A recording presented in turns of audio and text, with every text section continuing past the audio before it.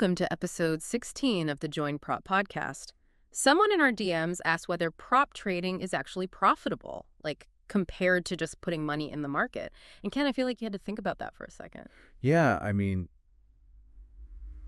it's not that I had to think about whether it's profitable. It's more like, how do you even compare the two? They aren't even the same sport. Right, because you're not using your own money, which honestly still sounds fake to me. It sounds totally fake. I get that all the time. But we're looking at this massive stack of this 2025 prop trading ROI blueprint, right? Yeah. And the data in this deep dive is just, it's wild. The capital allocation in the space has just exploded. So the mission today is to basically rip apart this blueprint and figure out if these numbers are real. Because you go on social media, right, and it's just guys holding up like massive novelty checks from these funded accounts. Yeah, Lamborghini marketing. It's the worst. It really is. But when you look at the actual source data we have, the mechanics behind these returns they're brutal. It's not about being a genius. No, it's about being a robot. The returns are what hook you, but the actual product here is risk management, like militant risk management. Okay, but before we get into the risk stuff, we need to talk about whose money is actually on the line. Because if I go to a traditional broker, I'm putting in my own post-tax dollars. If I blow it, I don't pay rent. Right, which is exactly why retail traders fail. The emotional friction is just too high. But with prop trading, the firm gives you the money. Exactly. Proprietary trading just means the firm is trading its own internal treasury. They aren't taking your grandma's mutual fund money. They have a massive internal balance sheet. And instead of just buying boring treasury bonds, they carve out little slices and give them to human traders. Wait, they just give you $100,000. Just like that. Well, no, not just like that. You have to pass an evaluation phase first. But once you're funded, yes, you are essentially a human algorithm deployed to generate yield for them. So the terror of losing my kid's college fund is gone. The personal financial ruin part is gone, but it's replaced by performance anxiety. You won't lose your house, but you will instantly lose the account if you break their rules. Okay, but it's not just the money, right? The 2025 blueprint talks heavily about the tech moat. And you know I hate finance jargon, but it mentions DMA. Oh, direct market access. Yeah, DMA is huge. Wait, what the hell is DMA? Don't just throw acronyms at me. We promise no jargon. Okay, my bad. So if you're trading retail on your phone, your order goes to a market maker, a middleman. They take a tiny fraction of a cent on your trade, and there's latency. It's slow. DMA means you are literally plugged straight into the exchange. No middleman. So it's faster. It's light and fast. Yeah. It's the difference between, think of it like trying to win the Tour de France on a tricycle while everyone else is on carbon fiber track bikes. I was thinking more like Formula One. F1 works too. Because it's like, I don't have to buy the $10 million race car, right? I don't have to hire the pit crew. The firm gives me the car, they give me the telemetry data, and my only job is to just sit there and drive it as fast as humanly possible without crashing. Yeah, but with a massive caveat. The steering wheel has an automated kill switch.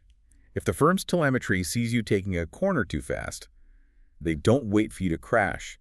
The engine just completely shuts off. Which makes sense, honestly. But what's the catch? Why do they need me? If they have hundreds of millions of dollars and all this insane tech, why farm it out to a guy in his basement in Ohio? Scale and diversification. Look, a firm might have 500 funded traders on the roster. Okay. That means they have 500 totally unique, uncorrelated strategies running all at once. Some guy in Ohio is trading crude oil. Someone in London is trading British pounds. An algorithm can't spot all those little micro inefficiencies across every market. So they're crowdsourcing it. Exactly. They crowdsource the alpha generation, and in return, they keep like 20 to 30% of the profits. You keep the rest. That's literally their business model. They just take a cut of thousands of independent traders. Yep. It's like a venture capital firm. They know most traders will fail. They fully expect it. But the ones who survive print so much money, it covers all the failures. Okay, let's talk about the actual money then. Because the numbers in this report made me think the whole thing was a scam at first. The monthly benchmarks. Yeah. I mean, if you look at the breakdown day trading models are targeting 5 to 20% monthly returns. Swing trading is 3 to 15%. Algorithmic is 3 to 10%. The typical successful trader is pulling 5 to 15% a month. I know, it sounds totally made up. Wait, 20% a month? If I get 5% a year on my high-yield savings account, I am thrilled. How is 20% a month mathematically sustainable? If you compound that, you'd own the world in like 3 years. Right, and that's the biggest misunderstanding in the entire industry. You don't compound it. What do you mean? The capital base resets. The firm does not let you leave your profits in the account to compound into infinity. That makes no sense. Why wouldn't they want compound growth? Because of risk. Look, let's say they give you a $200,000 account. You make 10% this month. So I have $220,000. Right. At the end of the month, the firm forces a payout. They take their 20% cut of the 20 grand. Yeah, it's just $4,000. And you get the other 16 grand sent to your bank account. And the very next day, your trading account is reset right back down to 200,000. Oh, wait. So you're just extracting the yield. Exactly. It's an income engine, not a long-term compounding wealth vehicle. Because think about it. If they let you compound it up to a $10 million account, your position sizes would get so huge that a single freak market event could wipe out the firm's actual solvency. So they put a hard ceiling on your account size to protect themselves. Yeah, they force you to recreate your edge from the same starting line every single month. You can't just get lucky once and coast. Which I guess explains why day trading has the highest ceiling. The report says up to 20% a month. Yeah, because of the velocity of capital. So velocity, okay, explain that. It just means you're turning the money over constantly. A day trader might take 20 trades in a single session. They put the money in, extract a tiny profit, pull it back to cash, over and over. Sounds exhausting. It is physically exhausting. The cognitive load is insane. That's why algos have a lower ceiling, like 3 to 10%. Wait, shouldn't algorithms make the most money? They're computers. They don't need to sleep. You'd think so, but prop firms don't use algos to hit home runs. They use them to capture tiny microscopic arbitrages with almost zero volatility. They want a perfectly smooth equity curve. The day trader takes way more intraday risk, which unlocks that 20% upside, but it's a super bumpy ride. Okay, speaking of risk, we need to talk about the brakes on this F1 car. Because anyone can theoretically make 20% if they just take their whole account and gamble it on Tesla earnings, right? Sure, but you'd be fired instantly. The data outlines 4 non-negotiable risk metrics. A target Sharpe ratio of 2.0 or higher. Max drawdown below 10 to 15%. Win rate of 45% or better. And a profit factor over 1.5. Okay, stop right there. The win rate, 45%. Yep. You're literally wrong more than half the time. How can you be a professional elite trader pulling down these massive returns and fail 55% of the time? It feels like gambling. It's the exact opposite of gambling. It's asymmetric risk. Have you ever looked at venture capital? Little bit, yeah. A VC fund invests in 10 startups. They fully expect 8 of them to go completely bankrupt. All right. They're wrong 80% of the time. But the 2 that survive IPO and return 100 times the initial money, paying for all the losers and making the fund rich. Prop traders apply that exact same math to daily price charts. Like batting .300 in baseball. You fail 70% of the time, but you're in the Hall of Fame. Exactly. And that's where the profit factor comes in. A profit factor of 1.5 means your winning trades are 1.5 times bigger than your losing trades. Okay, let's do the math on this because I need to visualize it. Say I take 100 trades this month. I'm wrong 55 times. Right. But because you have strict rules, you cut the loser immediately. Let's say you lose exactly $100 on every bad trade. So 55 losers equals $5,500 down the drain. Yep. But on the 45 trades where you are right, you let it run. Your average winner is $150. Okay, so 45 times 150. Wait, let me think. That's $6,750. Exactly. Gross profit of $6,750. Subtract your $5,500 in losses. Net profit is $1,250. Boom. You were wrong almost every single day. You got stopped out constantly, and you still made money. But the psychology of that sounds like torture. It is. Human beings are not wired to lose 55% of the time and stay calm. Most guys take 4 losses in a row, their ego gets bruised, and on the 5th trade, they widen their stop loss because they know it's going to turn around. And then they get wiped out. Instantly. The second you widen that stop loss, your losers become bigger than your winners, the math flips, and you're dead. Which brings us to the drawdown limit. The report says max drawdown is capped at 10 to 15%. And it's usually a trailing drawdown, which is the really vicious part. Okay, I read that part of the source material and it confused me. What is a trailing drawdown? Okay, so say you have a static 10% drawdown on a 100 grand account. Your absolute hard floor is 90 grand, right? Right. If you make 10 grand, the account is at $110,000.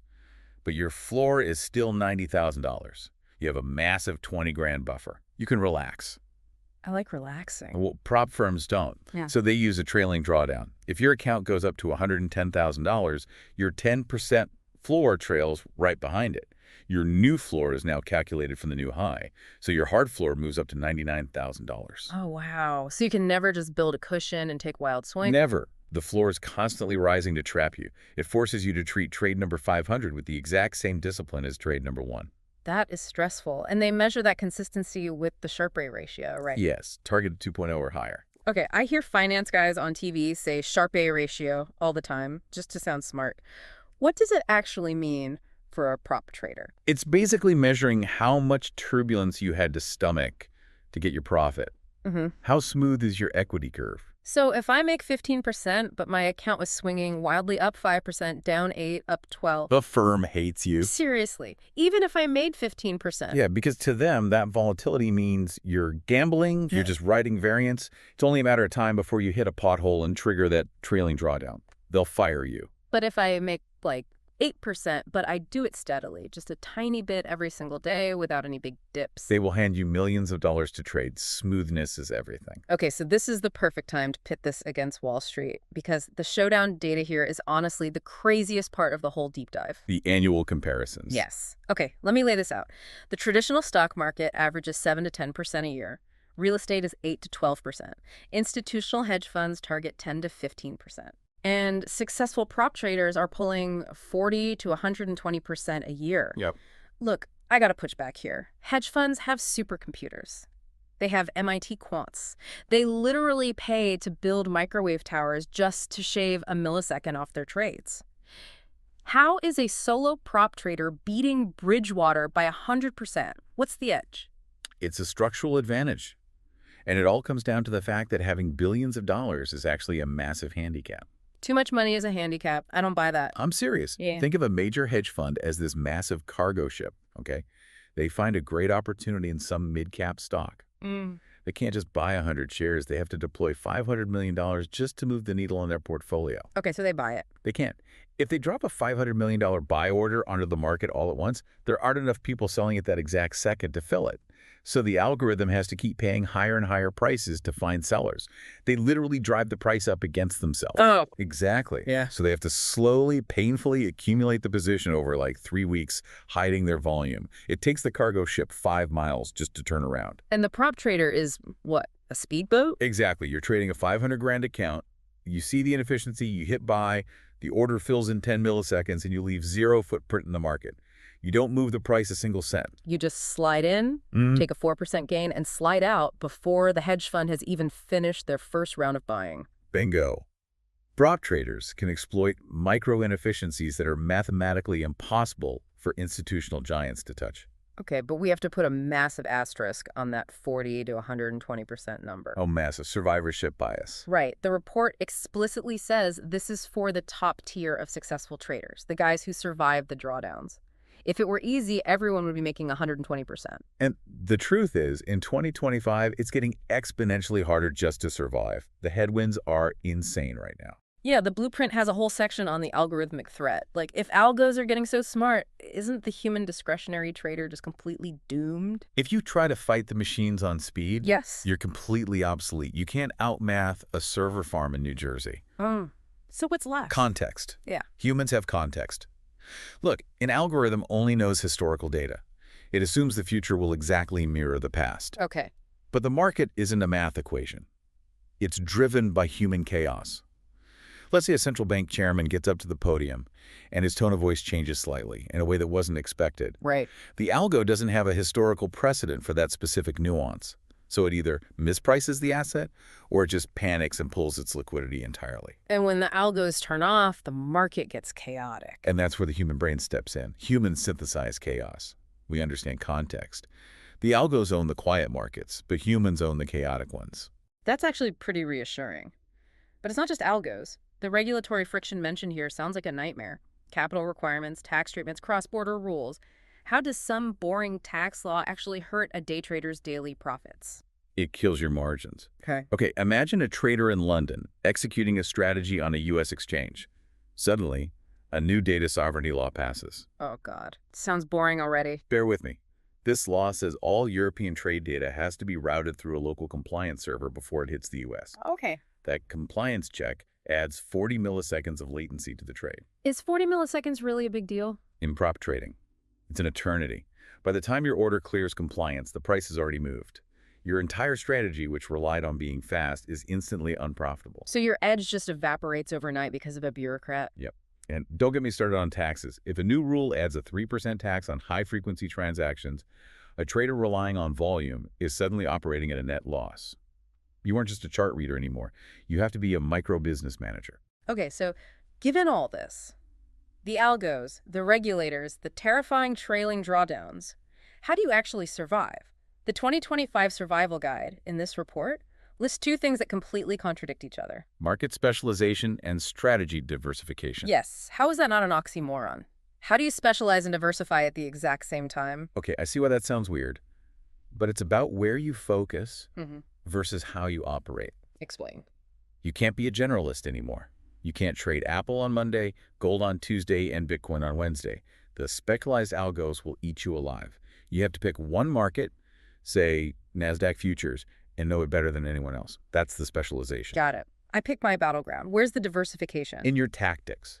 If you only know how to trade breakouts like buying when the market goes up, you will literally starve when the market chops sideways for 3 months. So I need a toolkit. Exactly. You need a breakout strategy, a mean reversion strategy for choppy days, and a momentum strategy for news days. Diversify the tactics, specialize the market. Okay, that makes total sense. And the report actually highlights two specific emerging markets where humans still have a massive edge: climate-related markets and digital assets. Which perfectly aligns with everything we just talked about regarding chaos. Right, because I was looking at carbon credit futures the other day, and the price action is a mess. It's so volatile. Why is that better for a prop trader than trading Microsoft? Because carbon markets are driven by regulatory decrees, not corporate earnings. It's all cap and trade policies. And those rules are constantly being debated by politicians over the weekend. And algos can't process political rumors. Exactly. If the EU hints at tightening emission caps, a human trader knows exactly what that means for demand on Monday morning. They front-run it. The algo misprices it because there's no historical data for that exact rumor. It's a structural gap. And the same thing applies to digital assets, right? The report mentions Layer 2 networks and decentralized finance. Oh, DeFi is the absolute Wild West right now. The liquidity's fractured across 50 different exchanges. High-frequency algos hate it because blockchain settlement times aren't perfectly predictable like the NASDAQ. So the big institutional cargo ships can't navigate it. Exactly. The infrastructure is too messy for them. But a nimble prop trader can just slide into those gaps and extract ridiculous alpha. It's honestly fascinating how it all connects back. You have this unparalleled access to capital, the F1 car, and the agility to beat hedge funds. But the price of admission is flawless psychological control. It's an arena of extreme cognitive endurance. And I keep going back to that win rate, 45%. I think that's the most profound takeaway from all this data. The hardest part of prop trading isn't outsmarting Wall Street. No, it's conquering your own ego. You have to sit at your desk every morning knowing you will probably be wrong today. You have to take loss after loss, watch your ideas fail, and still trust your system enough to pull the trigger on the next trade without hesitation. Could you handle being wrong 55% of your life and still think you're elite? Honestly, no, my ego couldn't take it. And I think that's why the failure rate is so high. It's not the math, it's the mind. Masterclass in behavioral finance right there. It really is. Well, we hope this deep dive gave you guys a completely different lens on those crazy ROI screenshots you see online. Keep analyzing the mechanics behind the hype, trust the data, and we will catch you on the next deep dive.